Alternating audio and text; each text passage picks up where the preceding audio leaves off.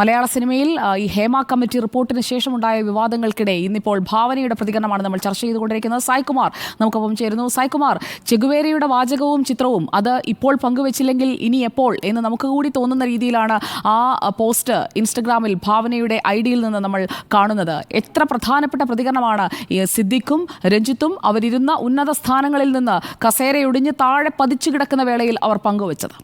തീർച്ചയായും സുജയ, മലയാള സിനിമയിലെ വിഗ്രഹങ്ങൾ ഉടയുമ്പോൾ ഒരുപക്ഷെ എല്ലാവരും കേൾക്കാൻ ആഗ്രഹിച്ച ഒരു പ്രതികരണമാണ് ഇപ്പോൾ ഭാവനയിൽ നിന്ന് വന്നിരിക്കുന്നത്. Above all always be capable of feeling deeply any injustice committed against anyone anywhere in the world. ചെഗ്വേരയുടെ ചിത്രമടക്കം പങ്കുവെച്ചുകൊണ്ടാണ് ഇപ്പോൾ ഭാവന ഇത്തരത്തിലൊരു പോസ്റ്റ് ഇൻസ്റ്റഗ്രാമിൽ പങ്കുവച്ചിരിക്കുന്നത്. ലോകത്തെവിടെ ആർക്കെതിരെ അനീതി സംഭവിച്ചാലും അത് ആഴത്തിൽ അനുഭവിക്കാൻ നാം പ്രാപ്തരായിരിക്കണം. എവിടെ ഭാഷ ദേശ ഭേദമില്ലാതെ എവിടെ അനീതി നടന്നാലും അതിനെതിരെ പ്രതികരിക്കാൻ, അതിലിടപെടാൻ നമുക്ക് കരുത്തുണ്ടാകണം എന്ന് വളരെ കൃത്യമായി ഓർമ്മിപ്പിക്കുകയാണ്. സുജ, നിസ്സംശയം നമുക്ക് പറയാം, ഇത് സിനിമാ മേഖലയിലെ അമ്മ എന്ന സംഘടനയ്ക്കെതിരെയുള്ള കൃത്യമായിട്ടുള്ള മുന്നറിയിപ്പാണ്. കാരണം ഇന്ന് നമ്മോട് തന്നെ ആ സംഘടനയിലെ വൈസ് പ്രസിഡന്റ് അടക്കം പറഞ്ഞത്, ഇതിനു മുൻപ് പല പരാതികൾ വന്നിട്ടും അതിലൊന്നും ഇടപെടാൻ സംഘടനയ്ക്ക് കഴിഞ്ഞില്ല. ഇപ്പോൾ അവർ കുറ്റസമ്മതം നടത്തുന്നുണ്ട്. ഇപ്പോൾ അതിൻ്റെ തലപ്പത്ത് നിന്ന് ആളുകൾ തെറിക്കുന്നുണ്ട്. ഇതൊക്കെ ഇന്നോ ഇന്നലെയോ സംഭവിച്ച കാര്യങ്ങളല്ല, മുൻപ് തന്നെ അറിവുണ്ടായിരുന്ന കാര്യങ്ങളാണ്. അതിലൊന്നും പക്ഷേ ഒരിടപെടലും നടത്താൻ ആ സംഘടനയോ അതിൻ്റെ തലപ്പത്തുണ്ടായിരുന്ന ആളുകളോ തയ്യാറായിരുന്നില്ല. ആ അനീതികൾക്കെതിരെയെല്ലാം കണ്ണടയ്ക്കുകയായിരുന്നു. അതിജീവിതക്കെതിരെയായിരുന്നു അവരുടെ എല്ലാം നടപടി. അതാണല്ലോ ഹേമ കമ്മിറ്റിക്ക് മുന്നിൽ പല ആളുകളും തുറന്നു പറഞ്ഞത്. അത് കൃത്യമായി അങ്ങനെയല്ല വേണ്ടത്. അത് അങ്ങനെ ഒരു അനീതി കണ്ടാൽ ആ അനീതിക്കെതിരെ പ്രതികരിക്കുകയാണ് വേണ്ടത് എന്ന് ലോകമാദരിക്കുന്ന വിപ്ലവകാരി ചെഗ്വേരയുടെ വാക്കുകൾ ഭാവന പങ്കുവെക്കുമ്പോൾ അതിന് ഒരുപാട് അർത്ഥതലങ്ങളുണ്ട്. സുജിയ, ഇന്ന് രാവിലെ മുതൽ നമ്മൾ കാണുന്നതാണ്, ഒരിക്കലും ഉടയില്ല അല്ലെങ്കിൽ ഒരിക്കലും തൊടാൻ കഴിയില്ല എന്ന് കരുതിയിരുന്ന വിഗ്രഹങ്ങളാണ് ഇക്കഴിഞ്ഞ ദിവസങ്ങളിൽ ഇന്ന് മാത്രം രണ്ട് പ്രധാനപ്പെട്ട ആളുകൾക്ക് അവരുടെ സ്ഥാനം തെറിക്കേണ്ടി വന്നത്. അത് WCC എന്ന സംഘടന നടത്തിയ പോരാട്ടത്തിൻ്റെ ഫലമാണ്. ഹേമ കമ്മിറ്റി റിപ്പോർട്ടിലടക്കം അത് എടുത്തു പറയുകയും ചെയ്തു. അതുമാത്രമല്ല, ഇന്ന് രാവിലെ മുതൽ മലയാള സിനിമയിലെ തന്നെ പ്രധാനപ്പെട്ട നടിമാരെല്ലാവരും പങ്കുവച്ചിട്ടുള്ള ഒരു കാര്യം, ഈ വലിയ പോരാട്ടത്തിന് ധൈര്യം പകർന്നത് ഒരു വനിത നടത്തിയ പോരാട്ടമാണ് എന്നാണ്. ഇപ്പോൾ ഭാവന കൂടി ഇത്തരം ഒരു കാര്യം പങ്കുവെക്കുമ്പോൾ ഇത് അനീതിക്കെതിരായുള്ള പോരാട്ടത്തിൻ്റെ വിജയമാണ്. ഇതിവിടം കൊണ്ടും അവസാനിക്കില്ല. ഒരുപക്ഷെ ഇനിയും ഒരുപാട് തലകൾ ഉരുളാനുണ്ട് സുജിയ എന്ന് തന്നെയാണ്. അതായത് ഈ പോരാട്ടം ഇവിടം കൊണ്ട് അവസാനിക്കുന്നില്ല. ഈ അനീതിക്കെതിരായിട്ടുള്ള പോരാട്ടം മലയാള സിനിമയിൽ ഒരുപക്ഷെ ഒരു മാറ്റത്തിൻ്റെ കാഹളം തന്നെ മുഴക്കും.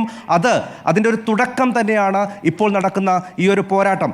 കേരളം നോക്കൂ സായ്കുമാർ, ഞാൻ ഭാവനയുടെ ഇൻസ്റ്റഗ്രാം ഒന്ന് നോക്കുകയായിരുന്നു. അതിന് തൊട്ട് മുൻപ് അവരിട്ടിരിക്കുന്ന റിട്രോസ്പെക്റ്റ് എന്ന ഒറ്റ വാചകം, അത് ഈ വിവാദങ്ങൾ കൊടുമ്പിരിക്കൊണ്ട് രണ്ടുപേരുടെ സ്ഥാനം തെറിക്കുമ്പോൾ ദൂരേക്ക് നോക്കി നിൽക്കുന്ന ഭാവന ഒറ്റ വാചകത്തിൽ ഭൂതകാല അവലോകനം, റിട്രോസ്പെക്റ്റ് എന്ന് പറഞ്ഞു കഴിഞ്ഞാൽ ഭൂതകാലത്തെ അവലോകനം ചെയ്യുക എന്നതാണ്. ഭൂതകാലം എന്ന് പറഞ്ഞു കഴിഞ്ഞാൽ അതിൽ ഇരുൾ നിറച്ച അല്ലെങ്കിൽ ഇരുൾ നിറയ്ക്കാൻ കൂട്ടുനിന്ന ആളുകൾ കൂടിയാണ് തെറിക്കുന്നത് എന്നതും കൂടി ഭാവന ഇതിന് തൊട്ട് മുൻപത്തെ പോസ്റ്റിലും പറഞ്ഞു വെച്ചിട്ടുണ്ട്. സായ്കുമാർ, തീർച്ചയായും ഭാവന ഇടുന്ന ഓരോ പോസ്റ്റിന് പിന്നിലും കൃത്യമായിട്ടുള്ള രാഷ്ട്രീയ സന്ദേശം ഉണ്ടാകാറുണ്ട്.